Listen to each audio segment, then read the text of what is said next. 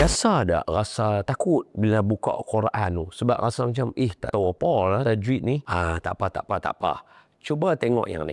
Dalam satu Quran ni, macam mana kita nak tahu kat mana tajwid tu duduk? Sebab banyak huruf-huruf yang ada dalam Quran ni. Tajwid dia duduk dekat 5 huruf sahaja, iaitu ini. Lam, kita ada mim, kita ada nun, mat ni alif wawiyah, dan iaitu waqaf.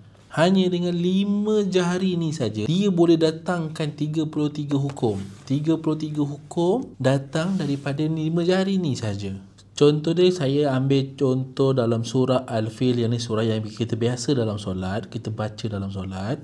Okey, katakan kita tengok pada surah Al-Fil ayat yang keempat. Kita tengok pada ayat keempat ini, tarmihim bihijarah. Okey, tengok kat sini. Tadi kita dah tengok kat jari tajwid ada 5 benda saja. Lam, mim, nun, mat, waqaf. Kat sini kita perasan ada mim yang bertanda mati ataupun mim yang tidak bertanda apa-apalah. Kita tahu ini adalah mim sukun. Dia bertemu dengan huruf ba. Jadi macam mana cara kita nak baca ni? Mim bertemu dengan ba. Adakah kita perlu jelaskan mim? Jom kita tengok kat jari tajwid. Jadi kita nampak tadi adalah mim bertemu dengan ba. Jadi mim kita temukan dia dengan huruf ba. Kita pusingkan roda, cari huruf ba. Okey, huruf ba, mim bertemu dengan ba. Kita selarikan dia. Tengok pada bulatan mim. Jangan tengok bulatan lain. Kat sini dah tulis. Jangan tengok bulatan lain. Tengok pada bulatan mim.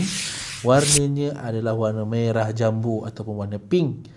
Rujuk balik pada jari. Apa yang warna pink adalah ikhfa syafawi. Maksud dia kat sini adalah sembunyikan mim beserta dengung. Okay, jadi rujuk balik kepada kita punya Quran tadi.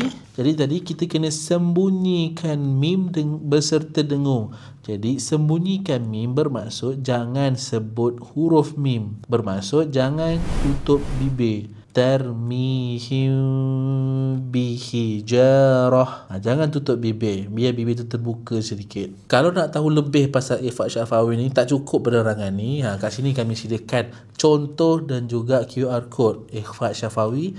Ini dia punya penjelasan. Nak dapatkan penjelasan lebih daripada ulama tajwid, boleh scan ni, dia akan terus ke ensiklopedia tajwid. Jadi inilah bukan buku tajwid biasa.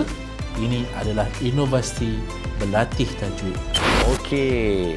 Jadi bila ada cara kita baca pun dengan tajwid, hati pun jadi syok. Jadi yang mana bila dia dah mula main syok, belajar pun jadi syok lah. Boleh kan? Wallahu alam. Jangan lupa tekan button ni untuk membantu kita mahir tajwid.